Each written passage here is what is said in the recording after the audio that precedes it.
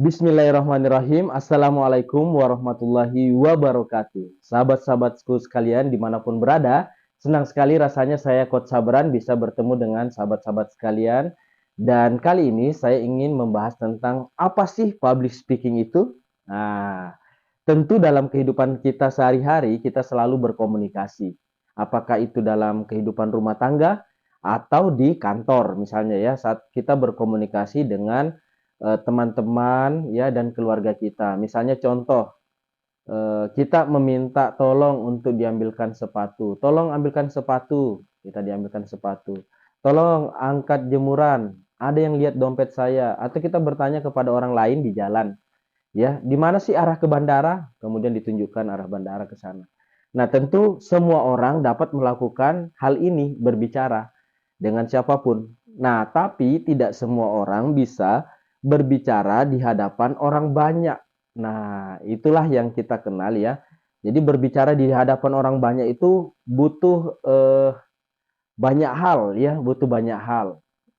Oleh karena itu, itulah yang disebut dengan public speaking. Ya, ada teknik-teknik tertentu yang perlu kita lakukan. Nah, jadi public speaking itu bukan seperti berbicara lepas, berbicara santai seperti ibu-ibu arisan ya. Jadi kalau seperti itu semua juga bisa ya, karena terlalu santai. Nah, tapi yang namanya public speaking itu kan kita ingin menyampaikan ide kita, gagasan kita, apa yang ada di kepala kita kita ingin sampaikan.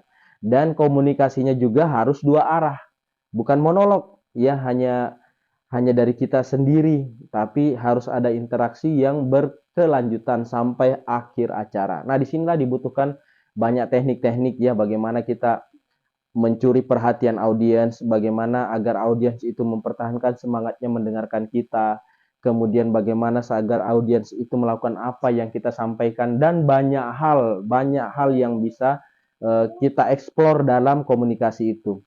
Nah, sahabat-sahabatku dimanapun berada, jadi public speaking itu ya butuh latihan ya, dan ada juga sih yang mendapatkan eh, kemampuan public speaking ini dari bakat dari kecilnya ya.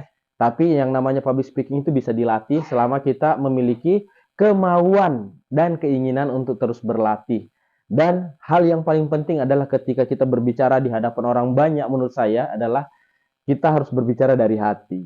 Nah, kenapa? Karena itu bisa menambah kepercayaan diri kita. Dan ketika kita berbicara dari hati, bisa sampai ke audiens juga ke hatinya. Nah, mungkin seperti itu teman-teman gambaran sedikit tentang public speaking. Jadi public speaking itu adalah berbicara di hadapan orang banyak yang membutuhkan teknik-teknik tertentu.